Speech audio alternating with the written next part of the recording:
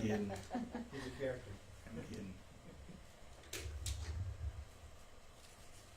Y'all just tell me when you're ready. Ready? Everybody good? I'm good.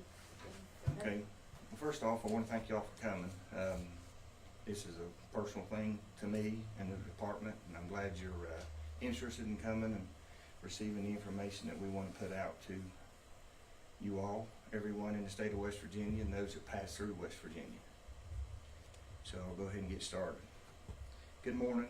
I want to thank you for your concern for you and your concern for the West Virginia State Police and for the supportive citizens of this great state. I'm Colonel Jack Chambers, Superintendent of the West Virginia State Police. I'm honored to be a part of a state that is full of good, honest, caring people, and to lead this organization that bases our dedicated service on our knowledge. This state is full of dedicated officers in every agency, and we have a lot of them. I know a lot of them personally, and that includes the West Virginia State Police. I know personally that we have some of the most dedicated state troopers in the country that work right here in your state for the West Virginia State Police. We are reminded by recent incidents of extremely dangerous vocations that we've chosen. We, as law enforcement officers, have been called to serve, which we choose to do. The very recent past, has been very stressful and a hard time for our state police family, as we've experienced loss, serious injury to several of our members. Not only have we experienced these difficulties, but so have the families and friends of the troopers, which was a result of non-compliance in life-threatening situations that led to unnecessary injury and loss of life. Almost a year ago, Sergeant Corey Maynard was killed in the line of duty due to the non-compliance and violent attack of an offender. Anniversary date's June 2nd. On December 17th, 2023, Troopers Bean and Spessert were shot in the line of duty serving a warrant. Again, due to non-compliance and aggression of an offender to and towards the state police. In the past week, 2 separate actions of non-compliance to the state police have led to loss of life, and Wednesday night, a trooper in the hospital after being stabbed numerous times. Other incidents across the state have also resulted in injury due to non-compliant actions of suspects and offenders. West Virginia State Police, other law enforcement agencies have also noticed an increase of police pursuits over the last few months due to the refusal of offenders or suspect to comply to state police or pull over when signaled. These actions place the community and law enforcement at an unnecessary risk of injury and even death. I am requesting that people, when you're given directives, signal to pull over, to simply comply. A refusal to comply only leads to the offender getting in more trouble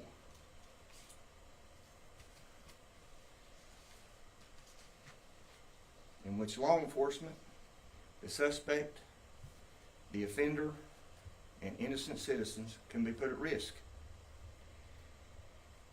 regardless of the dangers we face. All law enforcement officers know the dangers we face. Sure, I guarantee our troopers do. But I want the public to know this.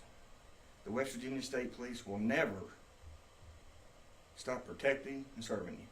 Never. We will continue to perform our duties and wish to do them as safely as possible. We want to protect you. We want to do it safe. We need compliance.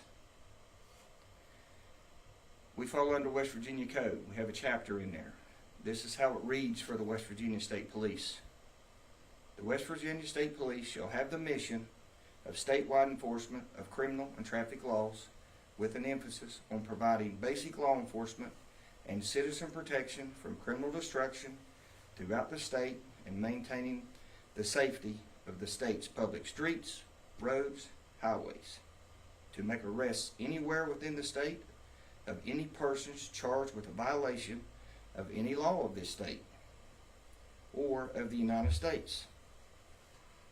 And when a witness of a crime, of an offense, or the violation of the law or of the United States, make arrests without a warrant, to arrest and detain persons suspected of the commission of a felony or a misdemeanor whenever a complaint is made and a warrant is issued for the arrest. It's chapter 15, 2 and 12. Again, the West Virginia State Police will not back down from responding to calls for service and meeting the needs of our community. I don't have one trooper. When we go to a scene, and it's bad, and a lot of them are bad, that he's going to turn around and leave. We know what the end result can be. We will take care of the situation. We need more people, we need more troopers to come, or more law enforcement. We'll hold and call more enforcements in, but we're not leaving. We're not giving up. This is why most of the citizens of this state are always so kind and willing to cooperate with us. We're lucky here. We're lucky here, people we have. We really are. However, we have some that don't want to comply, and that's why we're having the issues we're having. They have families too. They're hurting. You know, these ones that have died or injured, they have families too. Comply not going to be a problem. Our request, if you ever pull over or subject to an encounter with law enforcement, to simply comply. If you feel a directive given is not a lawful directive, the courts decide that. We don't hold court beside the road. It's not a mission of guilt. It's apparent you appear if you think the directive's wrong. So please help us. Please help us keep West Virginia safe to live and enjoy.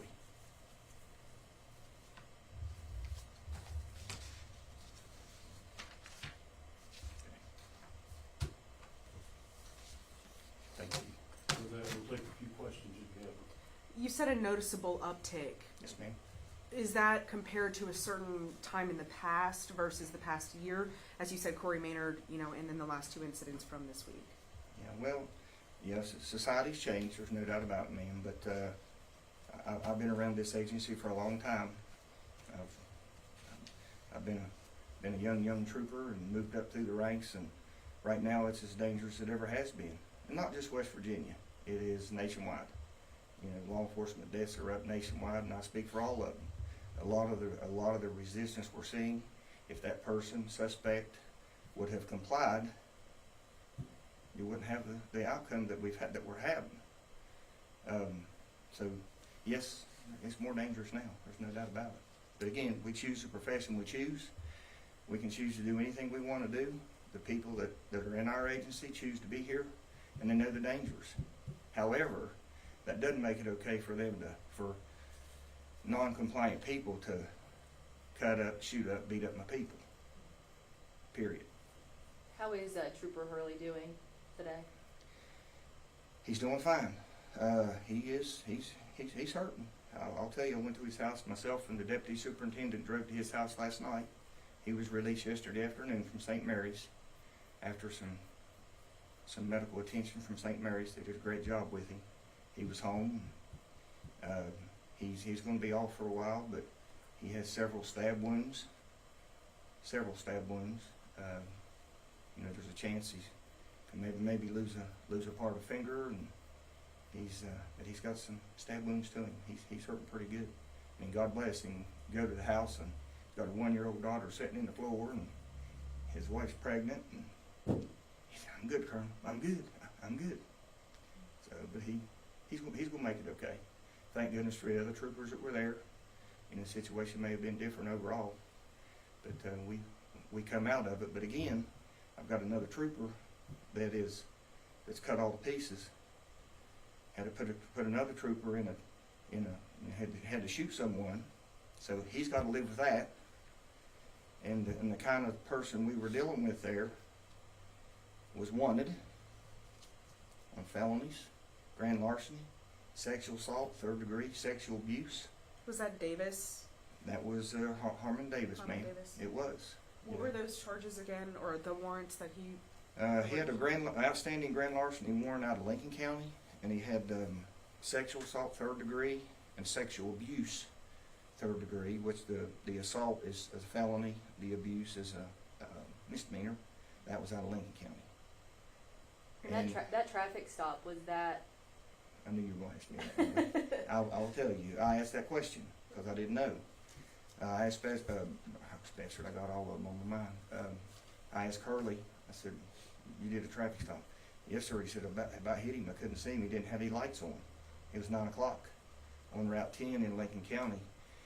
It's dark over there anyway in this area where it's at. There's not a whole lot of street lights on Route 10 running from on Route 10 towards Hamlin, but he didn't have any lights on or anything, so he turned on him to make a stop, simply for defective equipment. And he goes on down the road without our guys getting after him, hits somebody head on, kills somebody. You know, that could have happened as well. Traffic stop was initiated. Davis was in the passenger seat. He automatically bells out and takes off. What's our trooper do?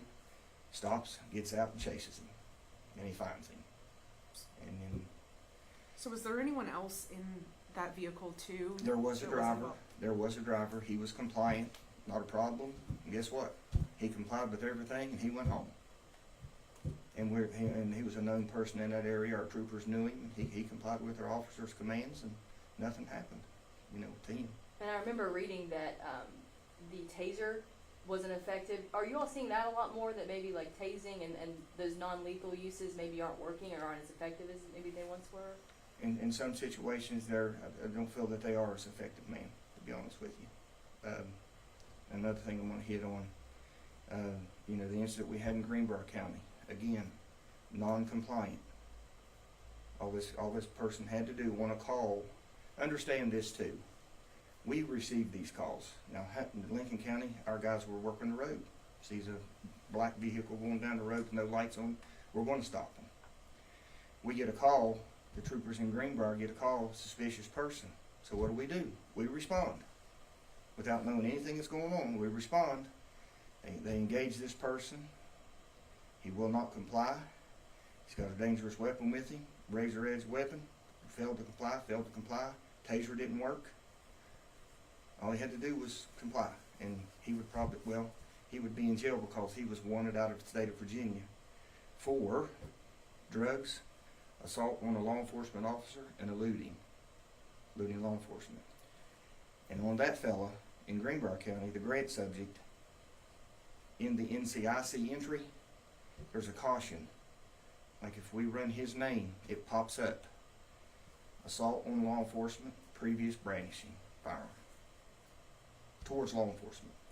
Does that happen for anyone that has that previous charge, the flag that you said?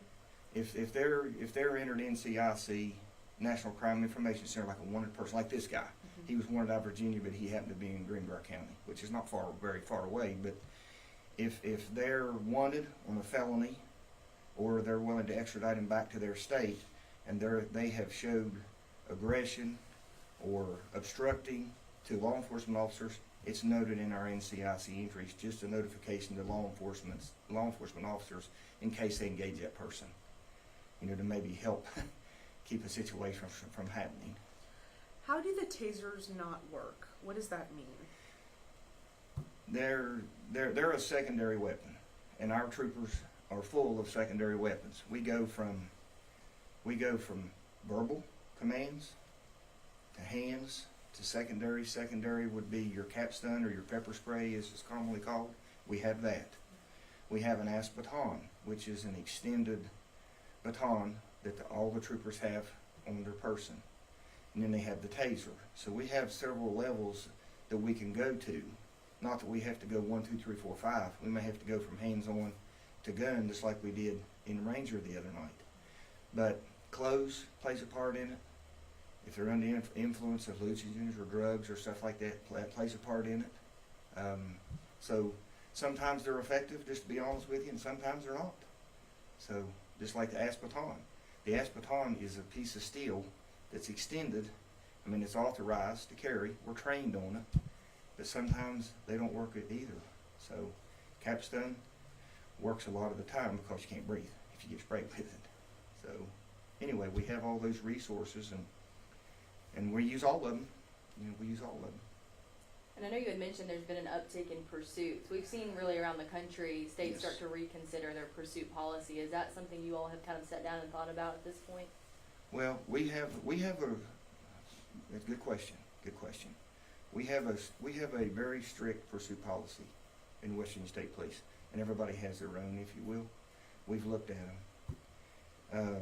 We looked at trials and ways to make it better, to make it safer for the public, to make it safer for the trooper, and to make it safer for the person that's trying to elude us. But if we ever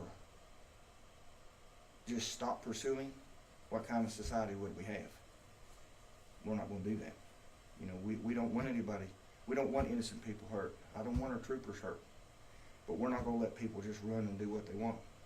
Now, will I tell you that we call off our own pursuit sometime? Absolutely. I've done it myself. I'm not going to do that too much traffic or going 125 miles an hour on a motorcycle. You know, I'll find out who they are, and a lot of times, if we can identify them, we will back off. We get warrants, and we go serve the warrants, and then we arrest them. So everybody's safer that way. But to just say we're not going to pursue, absolutely not, because if we have a reason to stop you, we're going to try to get you stopped as safely as we can. Okay. Something else I wanted to tell you. I visit these people, troopers. I say people, the troopers. You know, Spencer and Bean were shot in the middle of the night. 11 something, December. Anyway, they were transported. Go up early the next morning. Myself and Captain Kane and the Secretary of Homeland Security, Mark Sorcero, we went to see him. You know, and Spencer gets out. He's carrying a bullet in his back. He can't get it out. He's married, a pretty little wife, a little 2-year-old girl running around not knowing what's wrong with Dad. You go to the hospital. You got Bean over there, Trooper Bean. That they come out and tell us we have to take his leg off. Yeah, that hurts. Again, we had a warrant. Guy chose to be non-compliance. Now I got two. I got one trooper without a leg, who's doing great, by the way. I wanted to say he's at Walter Reed. With the help of some great people in West Virginia, and he's got his prosthetic leg on. And Spencer is back to work, but again, he's going to carry that bullet in him probably for the rest of his life. And that's stuff they got to deal with. Not a whole lot of people realize. If that person would have just said, "Okay, I'm in custody. I don't think I did anything. Tell it to the judge." And both of those guys, one was have his leg, the other one have a bullet in him, and he'd be alive. That's what we'd have done. I've done it for years and years and years. So I really reiterate, please comply with officers' commands, whether that be a trooper, a deputy, a city police, DNR officer, anybody, federal agencies. That's all we're trying to do. We don't wake up in the mornings, I can promise you this, and see whose day we're going to mess up. We don't do that. We get called to areas or 911 calls or state police calls, and we respond for a reason, because we're asked to go. There's something happening, someone needs attention, or something needs attention. And then a lot of times this is how it turns out. And that's all I'm wanting to push out and get across. I don't want any more troopers hurt. I don't want any more law enforcement hurt. I don't want anybody to get hurt.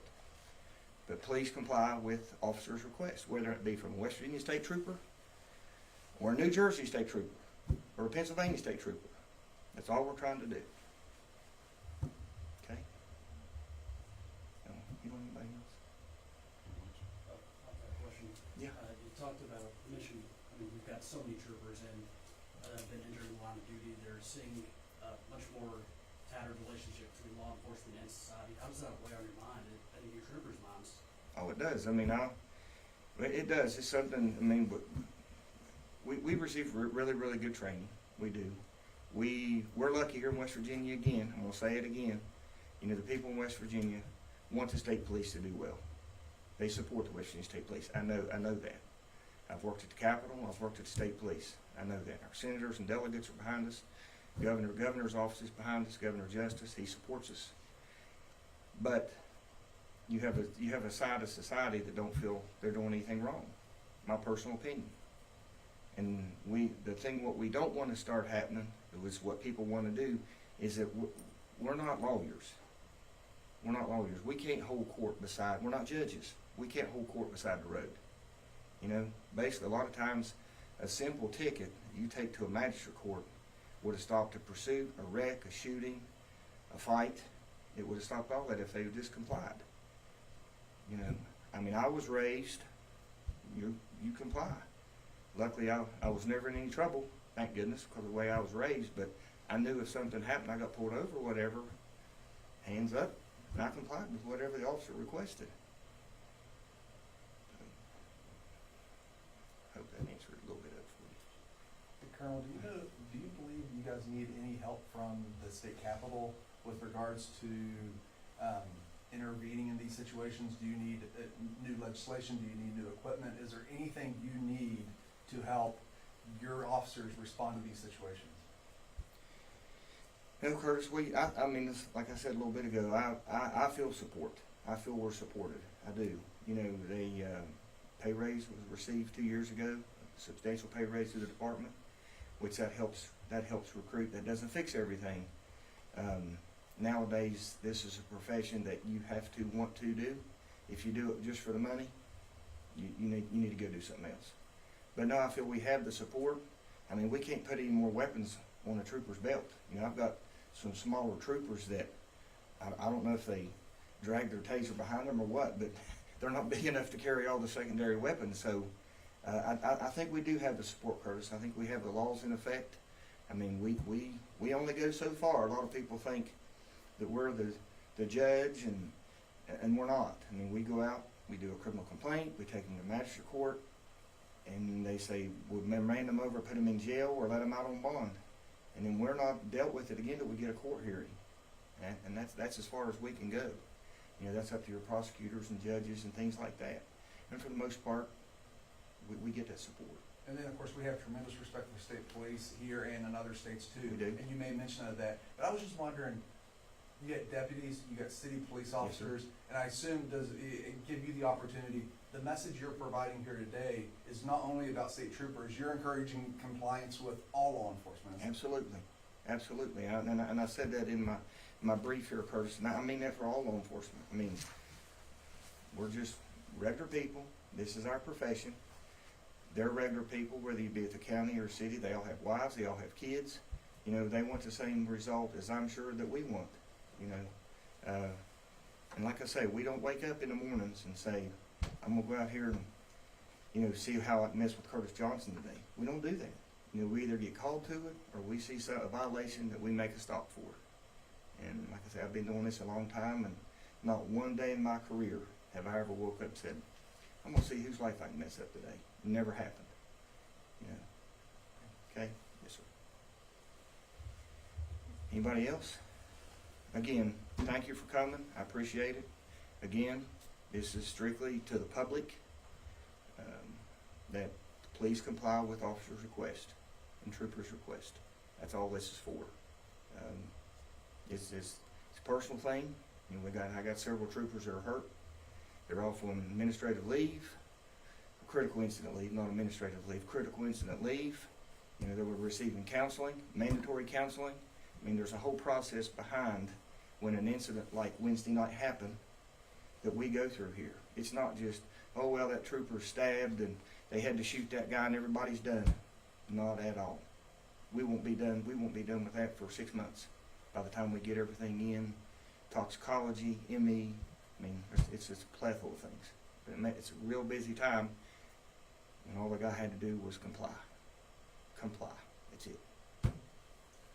Thank Thank all you. of you for coming. Thank you for that. Yes, you. thank you all. Thank you. Thank you very much. Good seeing you all. I'll tell you too, Colonel will probably leave, but some of you have tried to get a hold of me and you texted me or emailed me and stuff. Yes. It's not that I'm not trying to return your call.